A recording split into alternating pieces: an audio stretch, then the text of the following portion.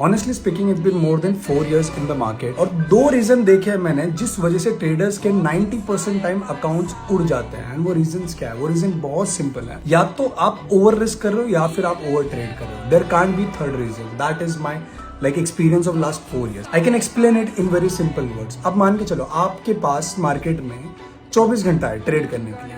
Okay आप 24 घंटा लगे रहते हो। सुबह में लंदन सेशन ट्रेड कर रहे हो, एशियन ट्रेड कर रहे हो, न्यूयॉर्क सेशन ट्रेड कर रहे हो, तो आपके पास टाइम तो अनलिमिटेड है। And if you think because you have enough time you have to trade, कभी सुबह कभी दोपहर कभी शाम, जब अपॉर्चुनिटी मिल रही है तब आप ट्रेड कर रहे हो। बट एक चीज है जो बहुत लिमिटेड है, जो आपको समझ में नहीं आ रही है जो trader. The thing is that is your capital.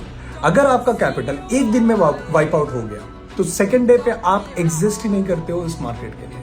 इस मार्केट में more than profit what matters is your survival. अगर आप सर्वाइव करना जानते हो यहाँ पे, अगर आप टिक सकते हो यहाँ पे 2-4 साल मार्केट में, लॉन्ग रन में अगर आप टिक रहे हो तो फिर you have more balls to play. अगर कहीं ना कहीं तो चौका छक्का लग जाएगा।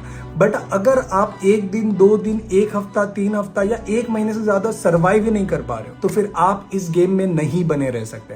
And that's the most important thing. अगर मार्केट में रहना है तो अपने रिस्क को मैनेज करो, या you need to understand simply कितना रिस्क ले रहा हूँ। भाई अगर मेरा $500 का कैपिटल है तो मैं उस पर रिस्क कितना ले रहा हूँ per day, per week, per month. Because once the capital is gone you are out of the market, and if you are out of the market there will have no experience in the market of real live experience simply।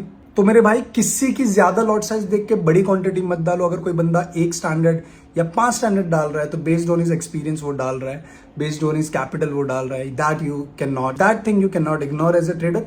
Simply $500 है तो risk management बनाओ, और एक अच्छा risk management बनाओगे market में तो long run में टिके रहोगे। And once you understand risk management is more important than any strategy, you'll do much better in trading.